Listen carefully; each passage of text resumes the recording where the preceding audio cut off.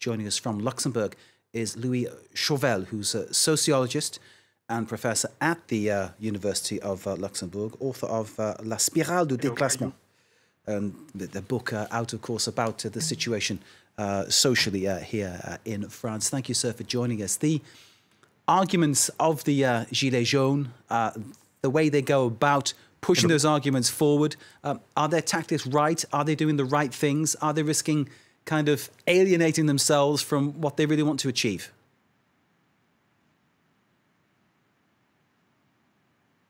Indeed, the reality of this movement is that first it had been a surprise for this government. I mean that after 1 year of honeymoon, the situation this year is rapidly in a rapid deterioration in terms of public mood, of social mobilization, and this mobilization of Yellow Vest comes from almost nowhere and comes from nothing. And what the government sees right now is a situation of rapid deterioration of its own capacity to manage this, the relation with the movement, and they failed over the last 2 weeks. They had been unable to find connections with this movement. The government thought it was at first a question of cost of energy, cost of fuel, cost of gas, gasoline for the cars and whatsoever. The government thought it was a movement connected to new policies of control of energy consumptions, but in reality this movement is a kind of systemic saturation of frustrations after 5 years of relatively good economic shape of the French economy, but real people, real individuals, and the working class, the middle class, the intermediate middle class did see strictly no improvement of their socio-economic situation, even if the last 5 years had been relatively good compared to the last slowdown of 2008. So what we see is a kind of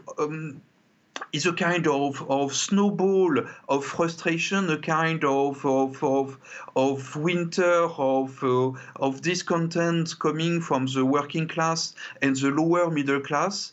And for the government, once again, it's very it's very frightening, simply because more than 85% of the French population supports this movement. That is relatively shocking and a bit violent anywhere. So the deterioration of the situation, the rapid deterioration of the situation is uncomfortable for the French government, for the French elite, and we don't really know where it goes. Did Macron make a mistake by introducing or trying to introduce the tax on diesel, putting up fuel prices for cars, because that affects so many people? Would it have been wiser to have maybe put a congestion charge on coming into Paris, or maybe targeted heavy goods vehicles, for instance, which would have had fewer people affected?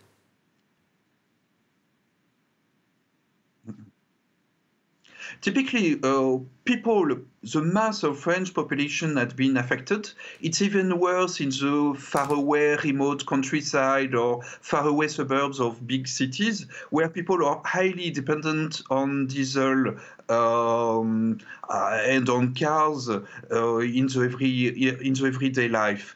The reality is that it was the excessive drop of problems in a context of systemic problems of purchasing power in France. It was an additional element in a situation where we see increasing tensions. Those increasing tensions are not simply diesel, the cost of diesel, fuel for houses and this kind of thing. The problem is that over the last 10 years, wages had been relatively stable or declining, and the cost of housing, the cost of insurances, the cost of communication bills, and many different important duties of everyday life faced an increase of its cost. It's not proper to France. It's a kind of universal trend where the square meter, when you buy your house, you need 2 times the same budget than in the 1980s. When people compare their parents to their own lifestyle, they see a clear regression, a clear spiral of downward social mobility in terms of consumption. And on this general accumulation of frustrations, the many decisions in the recent times from the French government in terms of tax and in terms of regulation have had a very negative effect. It's not simply the price of diesel; it's also the fact that it had been decided. To ban old diesel cars from some big cities in France, and people feel lower middle class, the middle class that is dependent on diesel cars, have had the impression to be victim of a trap.